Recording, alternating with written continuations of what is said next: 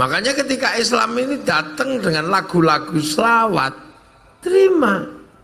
Mau lagu yang khas Timur Tengah maupun lagu khas Indonesia. Ya Rasulullah, salamun alaika.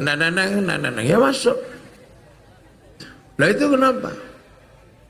Karena dari dulu bangsa ini sudah punya lagu, bahkan alat musik di dunia yang paling komplit itu alat musiknya orang Indonesia. Kalau orang Arab alat musiknya kan itu terbang itu paling berapa biji itu, kendang, tuf, terus cek-cek-tik paling 6 cukup itu. Orang Eropa gitar, drum, bass, keyboard ya cuman itu. Tapi kalau orang Jawa komplit, gamelan itu komplit. Ada gong, ada saron, ada kenong, ada sitar, ada suling, ada gambang, komplit. Dan terbuat dari logam. Kalau ini kan terbuat dari kayu dan kulit. Gampang bikinnya, kayu tinggal motong, dikeruai tengahnya, template kulit, itu mudah. Orang Eropa gitar kayu sama tali, tapi orang Indonesia, Jawa terutama, alat musiknya itu gamelan, terbuat dari logam. Artinya hanya bangsa yang menguasai ilmu pertambangan yang maju dan penguasaan metalurgi yang mapan mampu membuat alat musik dari logam.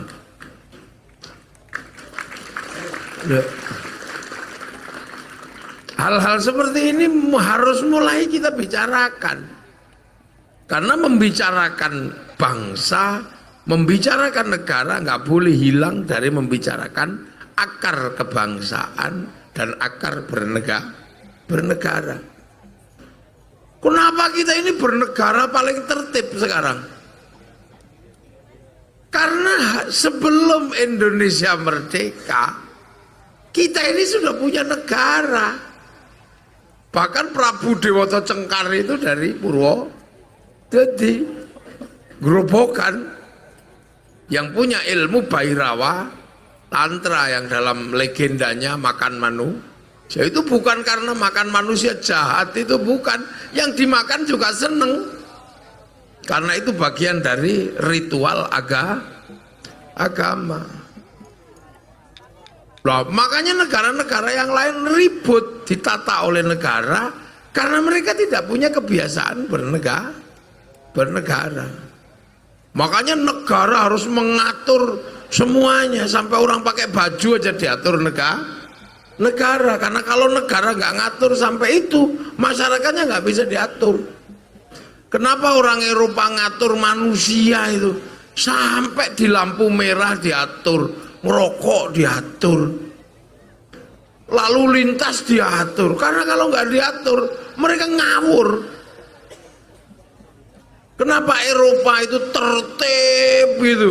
Itu bukan karena saking baiknya orangnya, tapi saking kerasnya negara. Karena kalau nggak diperlakukan dengan keras seperti itu, mereka tidak punya aturan.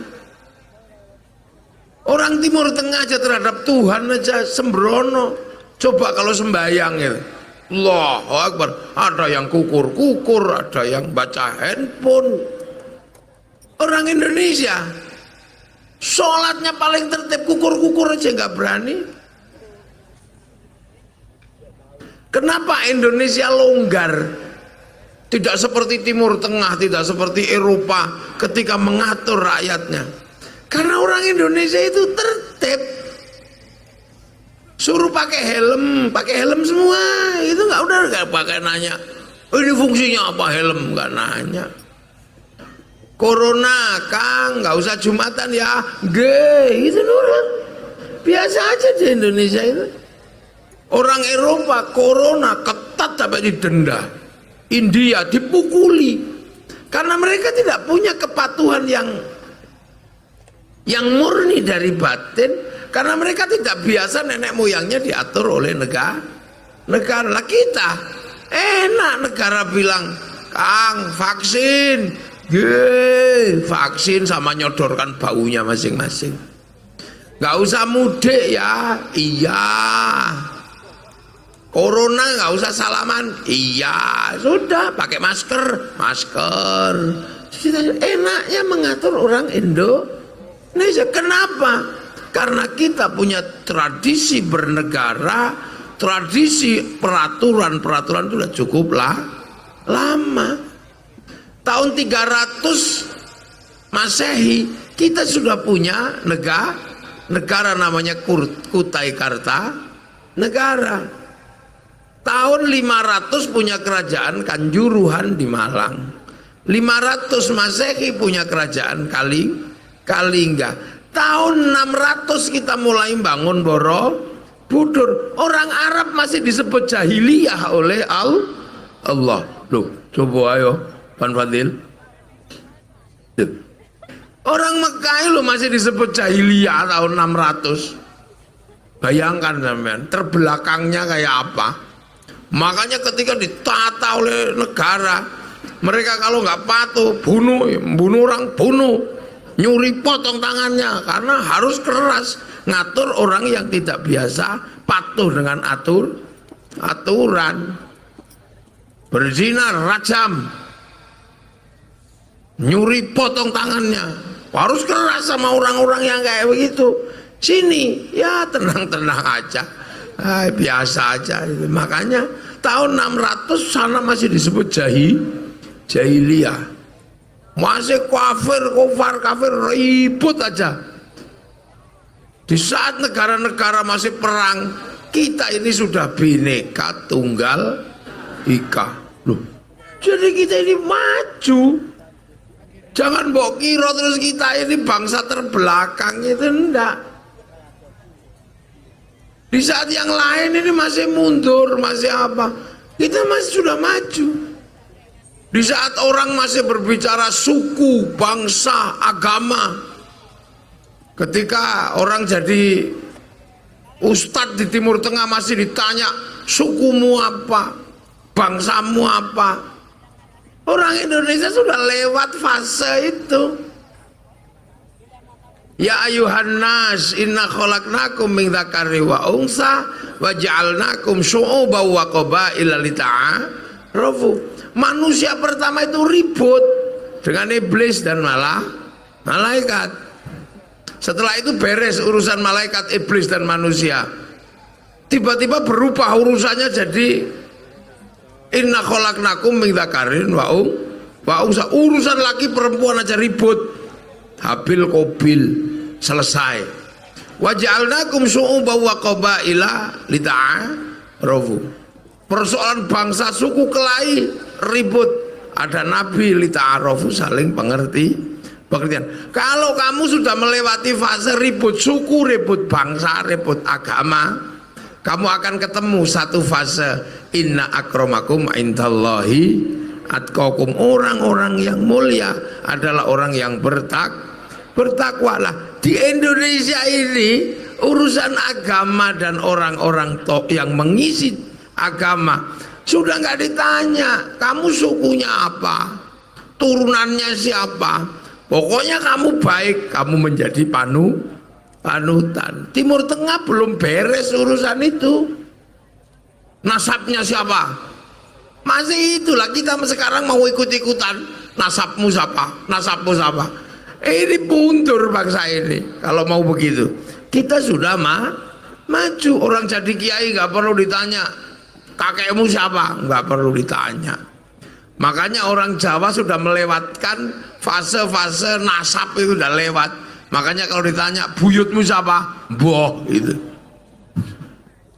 Loh, itu sebenarnya kemajuan peradaban. Wis gak takol. Kamu canggahmu siapa, boh. Ini kuburannya ini nasabnya siapa, nggak tanya sudah. Ini dulu orang baik kita ziarah. Kok sekarang malah kita balik nanya, setiap ada kuburan ditanyakan ini terahnya siapa. Itu kan sudah lewat, itu sudah fase kuno, itu fase jahiliyah. Jadi kita ini sebagai bangsa sudah maju. Apa yang Islam datang membawa penghormatan kepada leluhur. Bangsa ini sebelum diajarkan oleh Islam hormat leluhur, bangsa ini juga sudah hormat sama leluhur karena punya upacara hormat pada leluhur, namanya upacara srodo.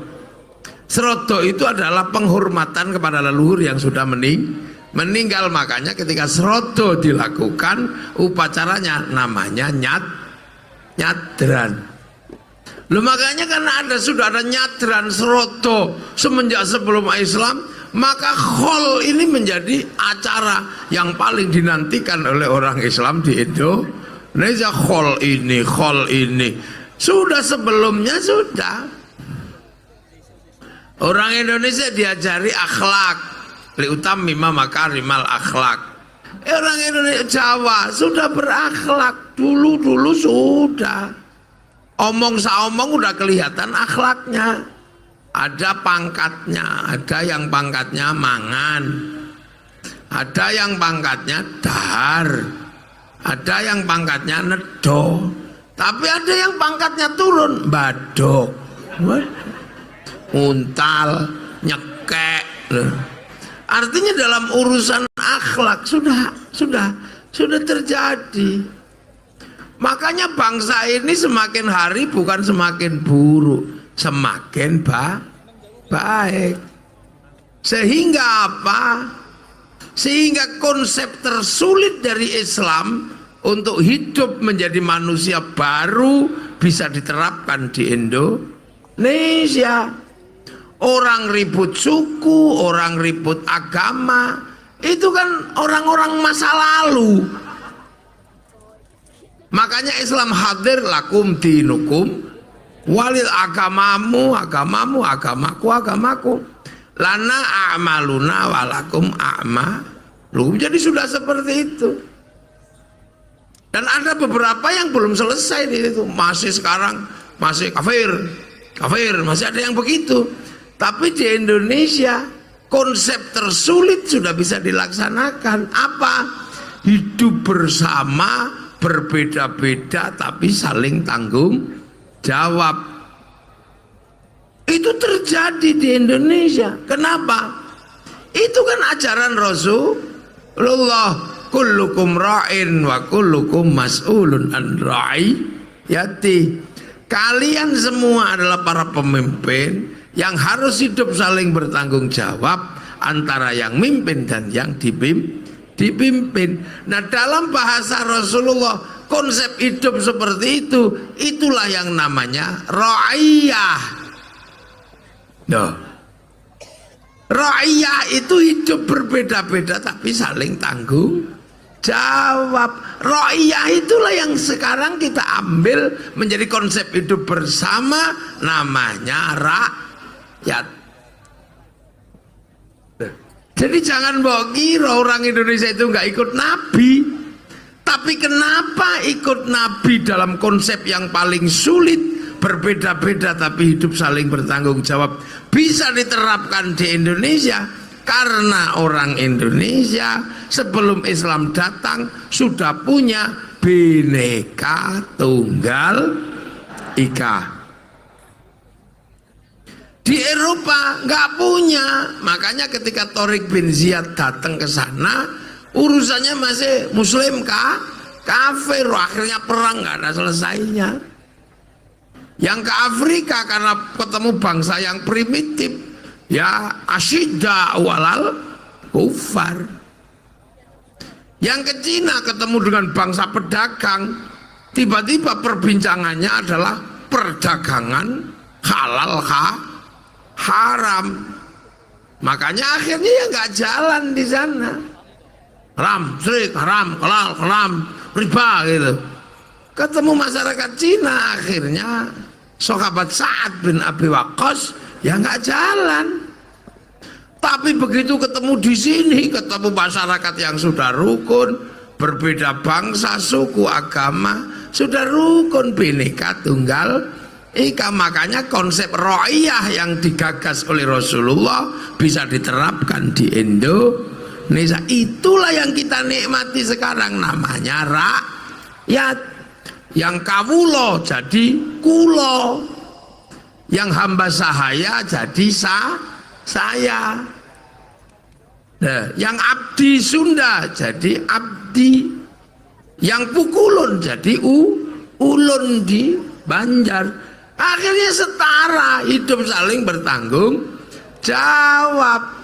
Kiai mau pergi ke masjid pakai motor, kewajiban helmnya sama dengan pendeta mau pergi ke gereja, sama-sama ketangkap, undang-undangnya sama, punya tanah bayar pajaknya sama, ketentuan nikah sama dicatat oleh negara, pendirian gereja sama pendirian masjid, undang-undang BPN-nya sama, hidup saling bertanggung jawab. Dan satu-satunya bangsa muslim dunia yang sanggup menerapkan konsep ro'iyah untuk warga bangsanya hanya muslim Indonesia. Lo tepu sing banter, gak usah malu-malu, ini bangsamu. Makanya jangan kau sebut Indonesia itu people, karena people itu vox populi, vox dei, suara mayoritas, suara Tuhan. Begitu dia banyak, dia menyatakan bagian dari itu Tuhan. Itulah kenapa Hizbut Tahrir gak cocok di Indonesia, kenapa Ikhwanul Muslimin gak cocok di Indonesia, kenapa yang cocok NU, Muhammadiyah. Kenapa? Karena mengakui orang berbeda suku, bangsa, agama, tapi bisa hidup saling bertanggung jawab dalam konsep ra'iyah atau rakyat. Jadi negara paling sunnah dalam urusan kewarganegaraannya itu Indonesia. Timur Tengah belum selesai, makanya Saudi menggunakan cara raja, mereka menggunakan kerajaan. Yaman belum selesai, masih ribut urusan suku, bangsa ribut, suku, agama ribut. Suriah ribut lagi. Yang baru belajar mau selesai Uni Emirat ini. Uni Emirat sudah belajar untuk menyelesaikan problem perbedaan suku, bangsa, dan agama. Makanya Uni Emirat, sampai kalau ke Dubai, bangsa ini udah mulai bangkit maju.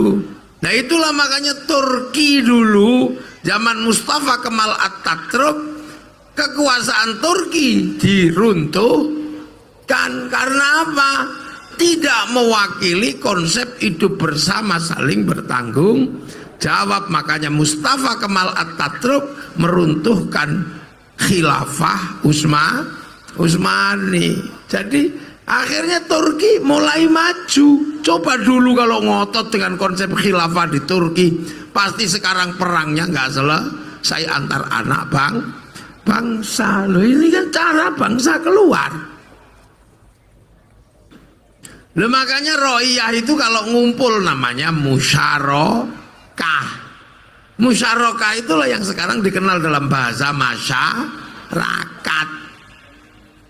Nah kalau masyarakat berbeda-beda tapi harus menemukan titik temu dalam perbedaannya menggunakan konsep wasyawirhum fil amri, lahirlah konsep musyawarah. Nah, mana ada negara dengan konsep sesederhana tapi sangat mendalam seperti itu kalau bukan Indonesia. Karena dulu yang nata semua ini adalah para wali, maka daerahnya disebut wilayah. Al-wali punya wilayah.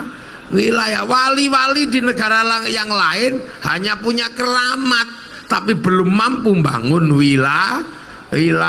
Wali Indonesia lebih maju karena setelah keramat mampu bangun wilayah. Yang lain baru wali keramat gitu aja, belum bangun wilayah. Wali Indonesia, al-wali punya wilayah untuk tempat ro'iyah warga bangsanya agar hidup menyongsong masa depan.